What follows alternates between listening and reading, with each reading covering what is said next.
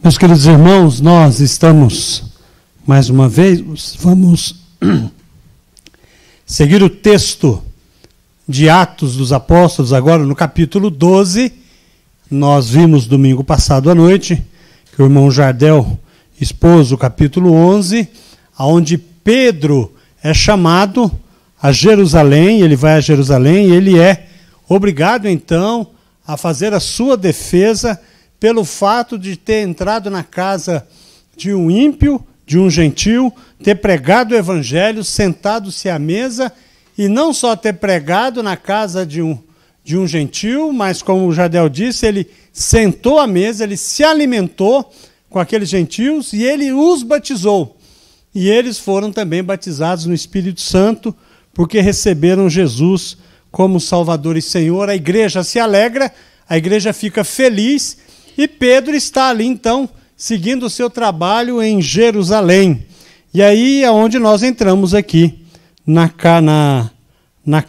livro de Atos, no capítulo 12, e eu quero que os irmãos nos acompanhem na leitura a partir do verso 1. Por aquele tempo, o rei Herodes mandou prender alguns da igreja para os maltratar. Mandou matar à espada Tiago, irmão de João. Vendo que isso agradava os judeus, prosseguiu, mandando prender também Pedro. E eram os dias dos pães sem fermento. Depois de prendê-lo, lançou-o na prisão, entregando a 4 escoltas de 4 soldados, cada um para o guardarem. A intenção de Herodes era apresentá-lo ao povo depois da Páscoa. Assim, Pedro estava guardado na prisão.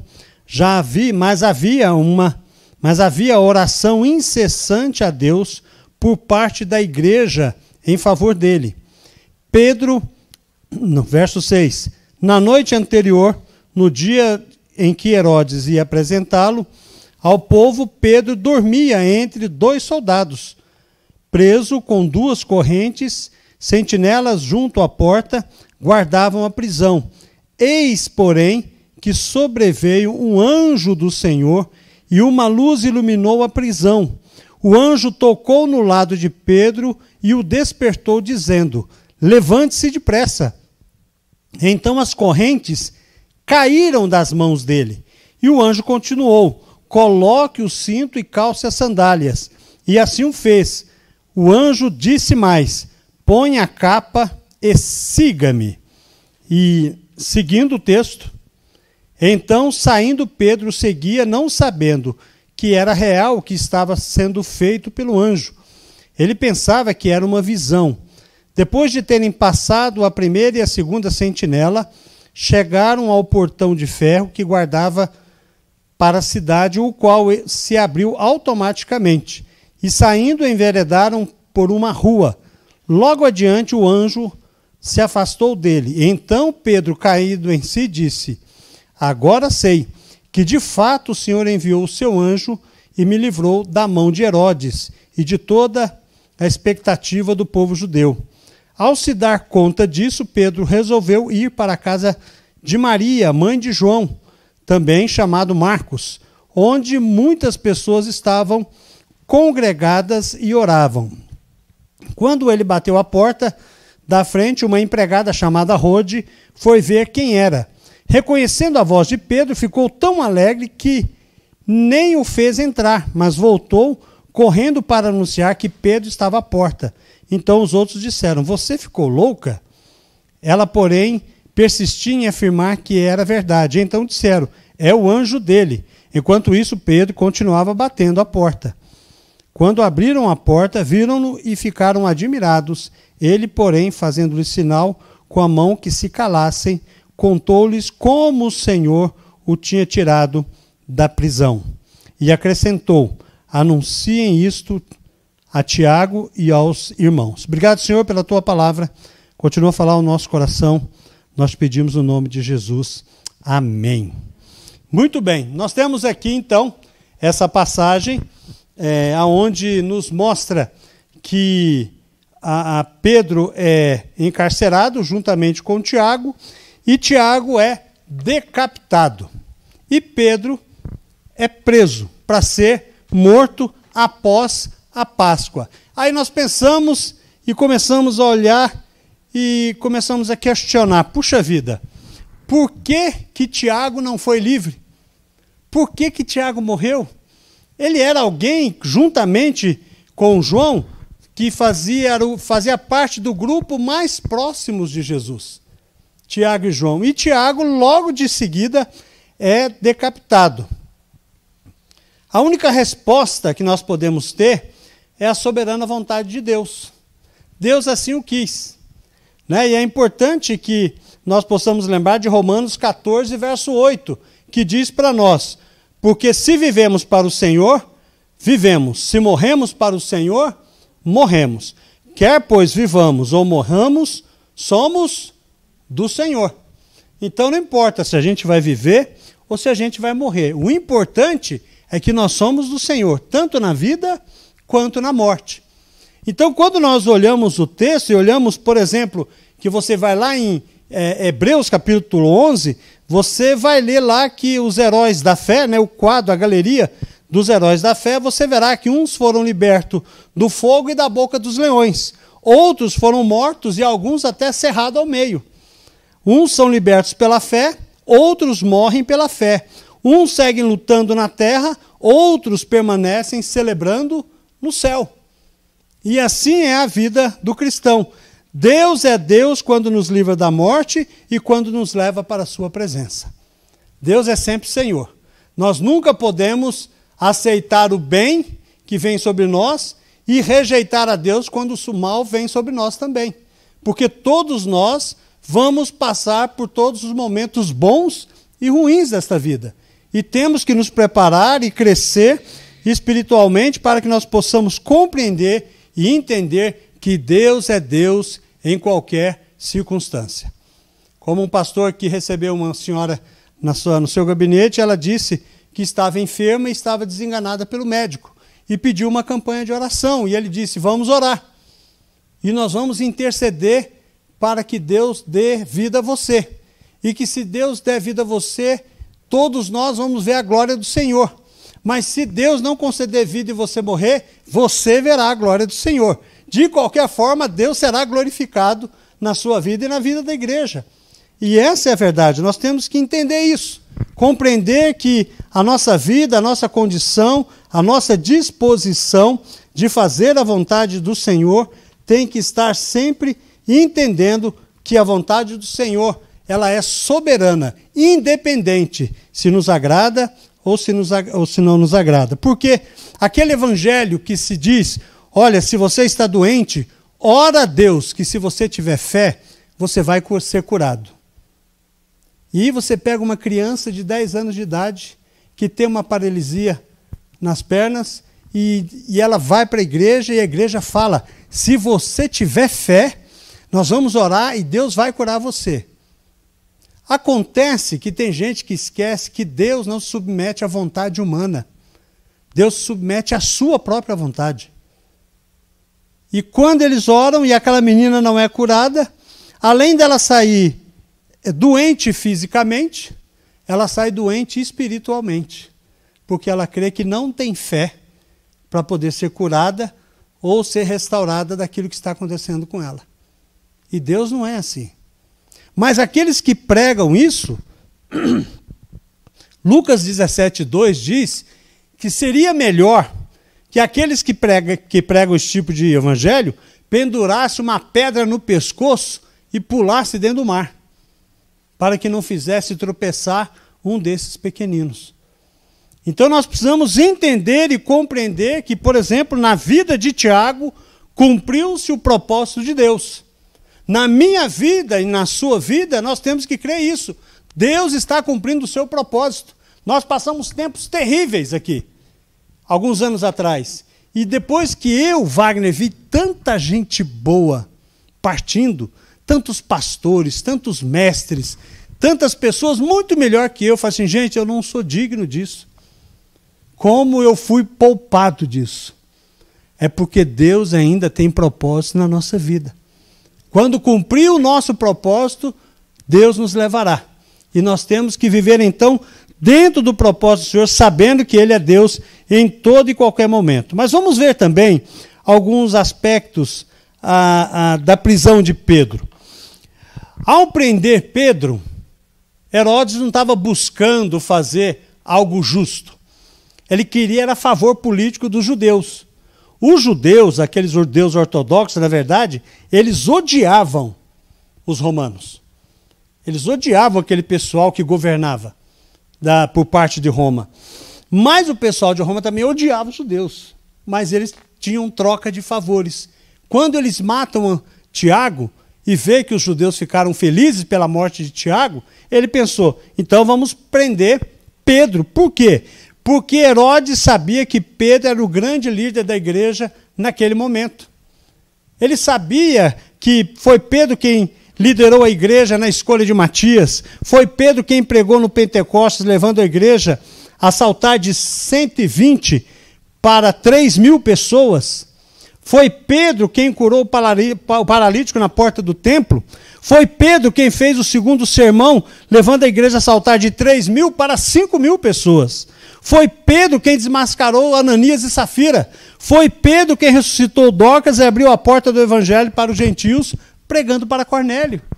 Então ele sabia que Pedro e Tiago eram os grandes líderes naquele momento. Nos capítulos dos capítulos 1 ao 12, Pedro é a figura principal humana da carta do livro de Atos. Já a partir do 13 até o 28, Paulo vai se tornar o personagem humano importante, levando o evangelho aos gentios.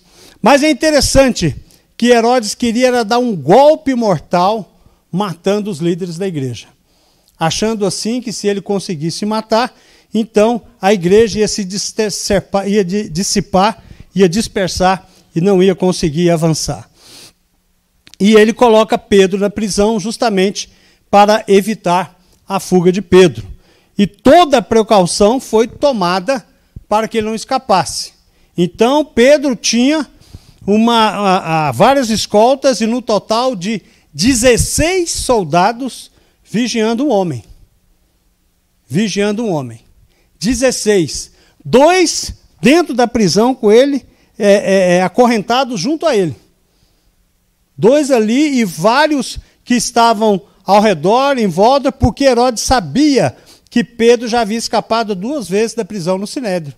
Se você olhar lá no capítulo 4, verso 3, e no capítulo 5, do verso 18, você vai ver que Pedro também conseguiu escapar dessas prisões.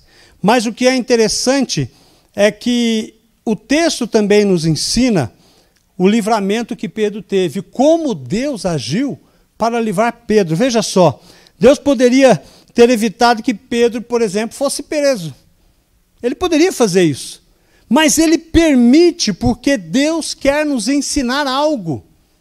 Deus tem um propósito de nos ensinar que da mesma forma que ele age, que ele trabalha nesta época, ele age e trabalha hoje também na vida dos crentes. E ele é soberano. Deus poderia ter arrancado Pedro da prisão no começo do dia da festa. Mas Deus tira Pedro da prisão no último dia.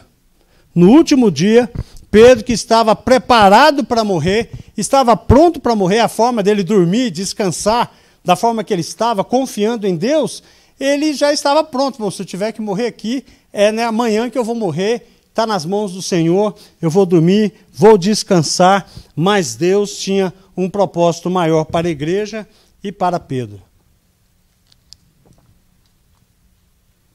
Às vezes nós começamos a orar por algo e nós desistimos tão rápido.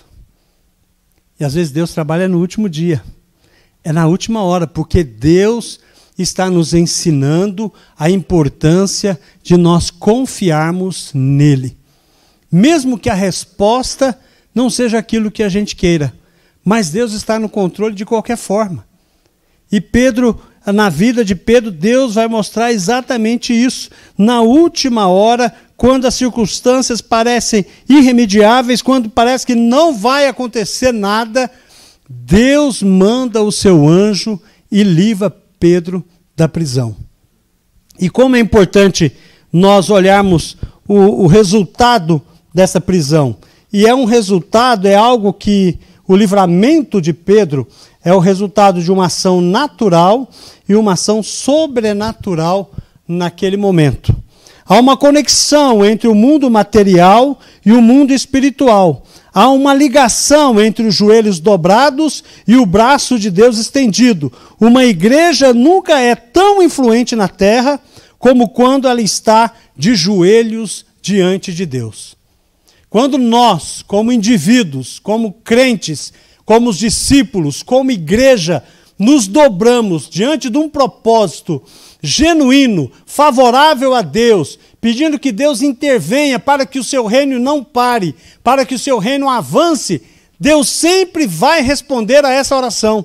Sempre. Deus sempre vai se dispor a abençoar o teu povo, abençoar a tua igreja, fazendo com que nós possamos alcançar o objetivo, cumprindo a vontade do Senhor. Pedro é libertado pelo anjo de Deus, mas em resposta à oração da igreja. A igreja orou. Estava todos aqueles dias, desde quando foi preso, orando, creio que quando eles viram que Tiago havia sido morto, eles intensificaram a sua oração e Deus enviou um anjo que despertou Pedro e anestesiou os guardas. É interessante isso. Pedro devia levantar-se, apressar-se e colocar as sandálias, a sua túnica e sair. Agora Pedro poderia tomar suas próprias decisões fora da prisão. O anjo abriu as suas algemas, tapou os olhos dos guardas, guiou por entre as quatro escoltas, sem ser visto, abriu automaticamente o portão de ferro que dava para a rua. E Pedro foi liberto. E ninguém impediu.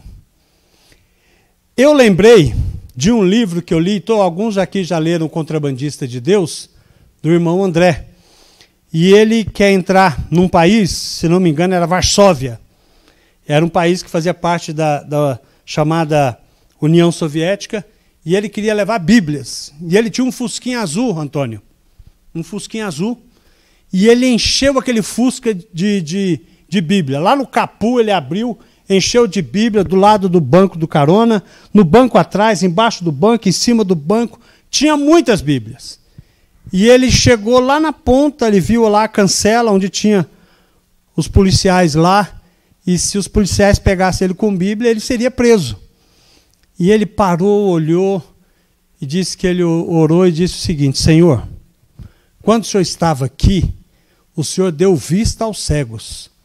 E agora eu estou te pedindo para dar cegueira para quem vê, para que eu possa entrar. E ele foi nessa oração, Antônio. E quando ele chegou lá, o guarda viu ele, falou: o que você quer? Ele deu o passaporte: eu quero entrar aqui na Varsóvia.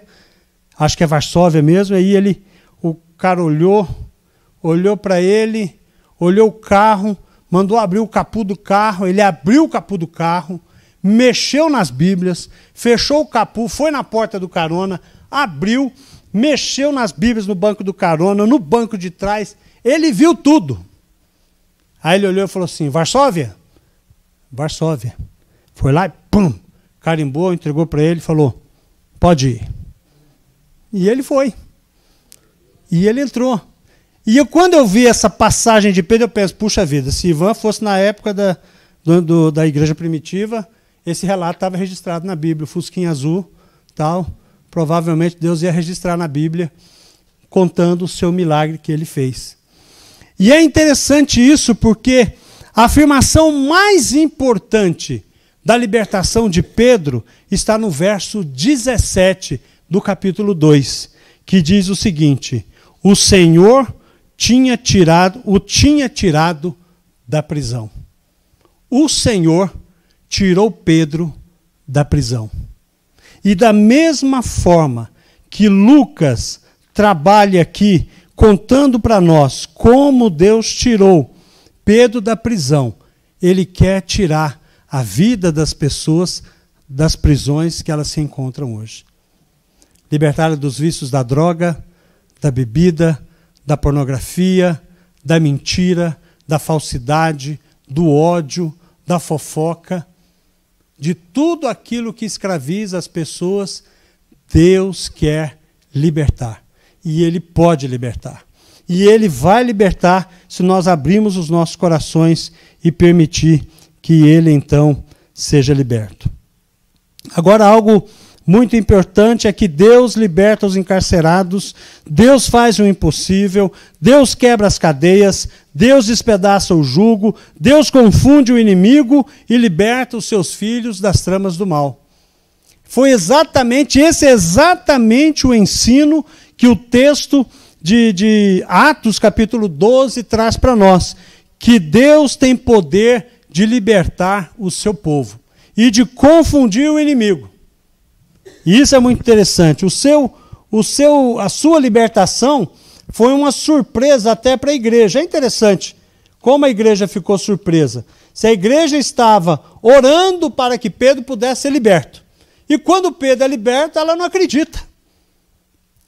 Aí o que me ensina aqui é algo muito importante, que a gente de lá é igual a gente de cá.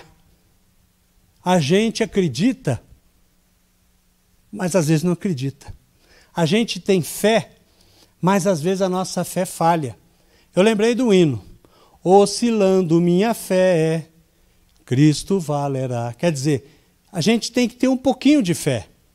E Deus vai trabalhar para que a obra dele, então, seja realizada. As respostas às orações, porém, foi tão rápida e tão eficaz que a igreja quase não acreditou. Quando falaram que Pedro estava na porta, disseram que a menina lá estava louca. Você está louca, menina? Não, Pedro está lá. E quando eles viram Pedro lá, acho que o povo começou a gritar de alegria e Pedro teve que falar, não, irmão, só cala, senão o pessoal vem pegar nós aqui. Né? E algo interessante é que nós oramos, pedimos, clamamos a Deus a vitória e Deus surpreendeu a igreja naquele tempo e Deus surpreende nós hoje. Eu vou pedir para a irmã colocar para mim, por favor, Efésios 3, 20 e 21, por favor. Eu quero que nós possamos juntos ler esse texto, um texto que eu creio que a maioria aqui conhece, mas é que é muito significativo para que nós possamos entender que Deus sempre nos surpreende. Vamos ler juntos? Aquele que é poderoso para fazer infinitamente mais do que tudo quanto pedimos ou pensamos, conforme o seu poder que opera em nós.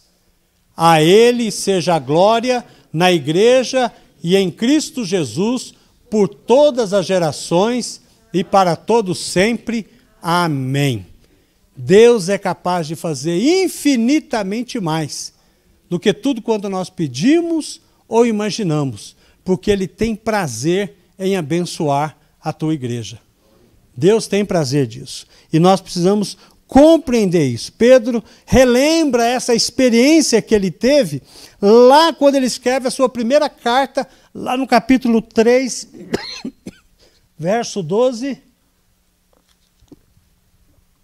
Estou sarando. Que diz assim: os olhos do Senhor repousam sobre os justos, e os seus ouvidos estão abertos às suas súplicas. Mas o rosto do Senhor está contra aqueles que praticam o mal. A derrota dos inimigos de Deus. Quando você lê o texto, a partir do verso 18, eu não vou ler, mas depois você pode ler em casa. Quando você lê o que acontece com Herodes, o que acontece com aqueles que se levantaram contra a igreja do Senhor, você ficará surpreendido com o que acontece com Herodes.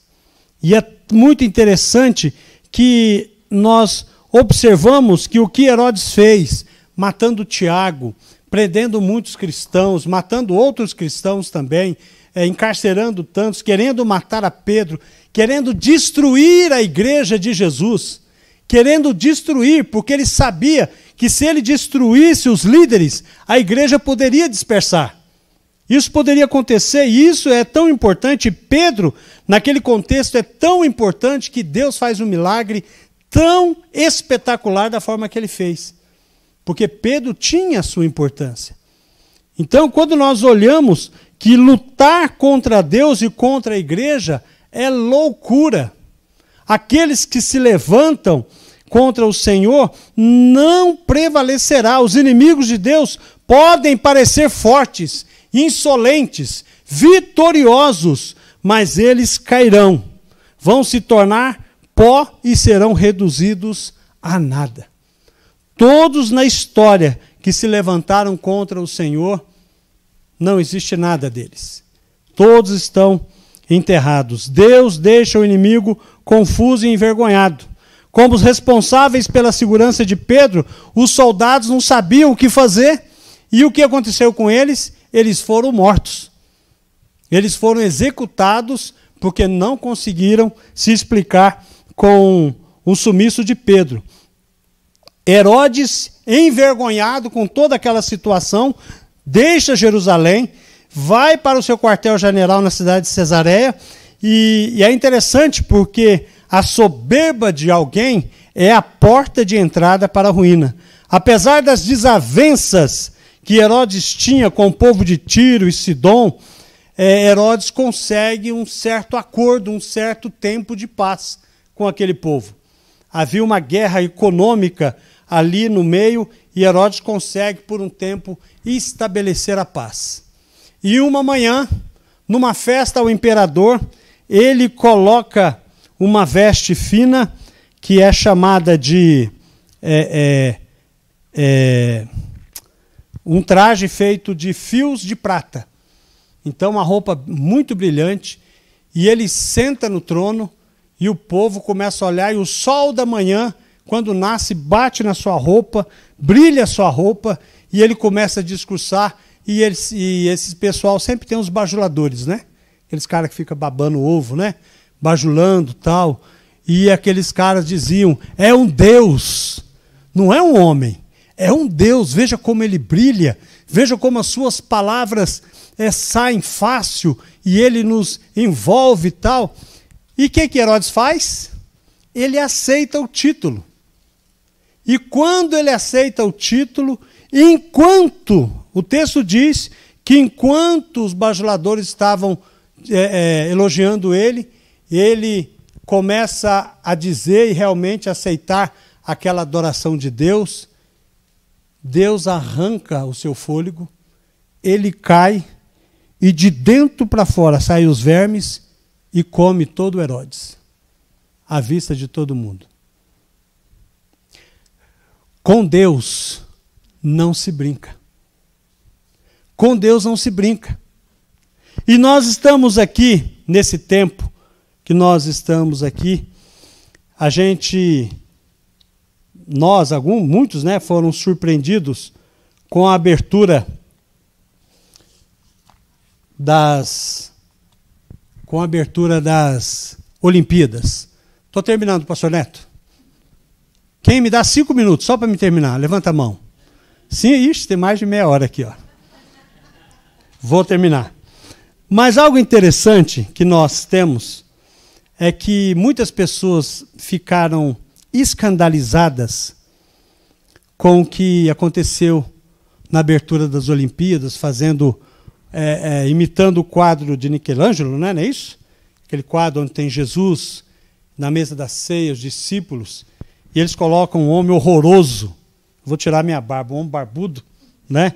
Deitado em cima de uma mesa, com aquele sarcasmo demoníaco, e as pessoas falam, que coisa horrível, como pode fazer isso? Quer dizer, uma moça que ganhou no skate o bronze, e ela fez exatamente isso aqui.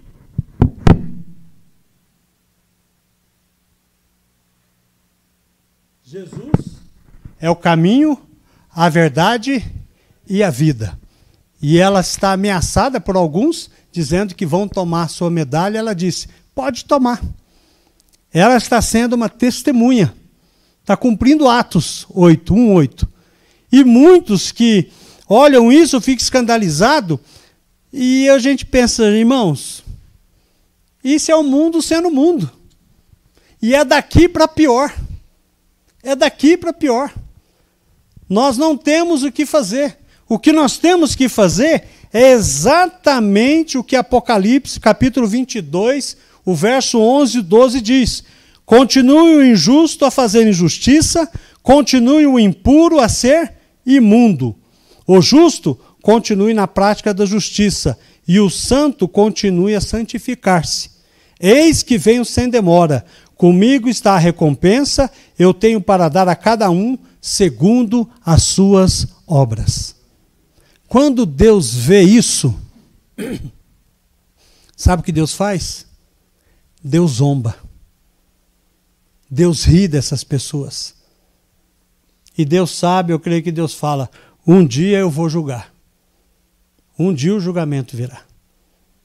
E nós precisamos, como crentes, não nos escandalizarmos, mas compreender que o que a Bíblia prevê está se cumprindo. E o que eu e você precisamos fazer é exatamente o que os irmãos de Atos 12 fizeram. Orar a Deus. Buscar a presença de Deus. Buscar um avivamento, um despertamento real, genuíno da nossa vida e da nossa igreja. Orar a Deus, pedir que Deus, não pedir coisas para Deus. Não pedir coisas para Deus, mas pedir que Deus use a nossa vida. Que Deus, que Ele tenha liberdade, que nós possamos abrir o nosso coração, a nossa vida e deixar Deus trabalhar em cada um de nós, para que a partir da minha vida, da sua vida, haja um despertamento espiritual na igreja de Jesus. Para que nós possamos buscá-lo, para que nós possamos orar na próxima semana na nossa igreja, a partir de agosto, todas as quartas-feiras, nós vamos iniciar uma campanha de oração. E nós vamos dar uma folha parecida com essa para você. Você vai fazer os seus pedidos durante as 4 semanas de agosto, trará o seu pedido, nós vamos orar pelo seu pedido durante toda a semana, os pastores, os diáconos vão estar orando, você também vai estar intercedendo, nós teremos um momento de vigília na nossa igreja, teremos um momento que nós vamos escolher um dia para quem quiser jejuar, nós vamos buscar a presença de Deus para que Deus nos prepare, capacite a igreja para enfrentar tempos difíceis. Deus tem colocado isso no coração do pastor Neto, tem colocado isso no coração do conselho de pastores, e nós queremos levar a nossa igreja a buscar a Deus em oração, para que Deus quebre as correntes, para que Deus abra as prisões, para que aqueles que estão encarcerados possam ser livres, e que Deus dê a paga aos inimigos de Deus. A vingança é do Senhor. A nós cabe orarmos e clamar a Deus que nós possamos ser testemunhas para que tantos que estão perdidos possam receber Jesus como Salvador e Senhor da sua vida. Amém? Vamos orar a Deus? Pai querido, em nome de Jesus, nós te louvamos e pedimos que o Senhor tenha misericórdia da nossa vida. Nos abençoa, Senhor. Usa-nos cada vez mais para fazer a tua obra, para cumprir a tua vontade. Desperta cada um de nós. Ó Deus, que nós possamos confiar, saber que o Senhor é soberano, que o Senhor está no controle de tudo, e nós, como igreja, possamos orar uns pelos outros, para que nenhum de nós sejamos encarcerados por este mundo vil, mas que tenhamos a plena liberdade de pregar o teu evangelho e que as portas da igreja possam continuar abertas, ó Deus, para receber as pessoas, e que nós também possamos sair para fora, ir para fora pregar e falar que Jesus Cristo é Senhor e Salvador. Muito obrigado pela vida de Pedro, muito obrigado pela vida da igreja nesse contexto, ó Deus, muito obrigado pela vida de Tiago, que nos ensina a perseverar e confiar no Senhor.